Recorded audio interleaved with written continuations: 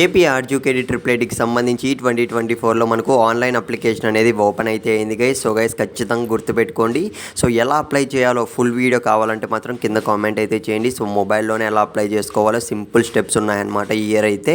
So నేనైతే next video అయితే చేస్తాను. ఇకపోతే మీరు స్క్రీన్ మీద గమనిస్తున్నారు కదా. సో మనకు ఇంపార్టెంట్ డేట్స్ వచ్చి మనకు ఆల్రెడీ 8th నుంచి స్టార్ట్ కావడం అయితే జరిగింది. సో నెక్స్ట్ మంత్ 25th వరకు మాత్రమే మనము ఆన్లైన్లో అప్లై చేసుకునే ఛాన్స్ అయితే ఉందన్నమాట. ఇకపోతే అప్లికేషన్ అనేది ఓపెన్ అయిపోయింది. మళ్ళీ గుర్తుపెట్టుకోండి. ఇంకో విషయం ఏమంటే ఏమేం డాక్యుమెంట్స్ కావాలి అని అయితే చాలామంది స్టూడెంట్స్ అయితే డౌట్లో అయితే ఉన్నారు. సో గైస్ క్లియర్గా అయితే చెప్తా చూడండి, ఇక్కడ చూపిస్తున్నా కదా.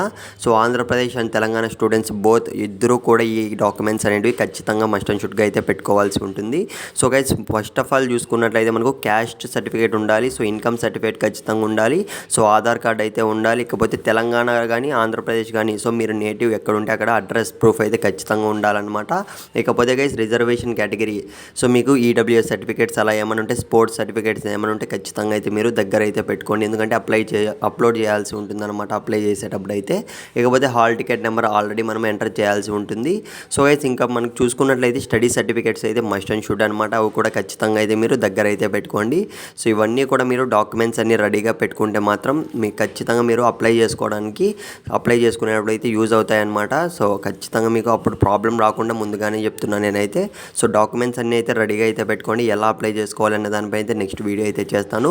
ఇకపోతే తెలంగాణ స్టూడెంట్స్ కూడా సో ఏపీ ఆర్జీకేడీ ట్రిపుల్ ఐటీకి అయితే అప్లై చేసుకోవచ్చు.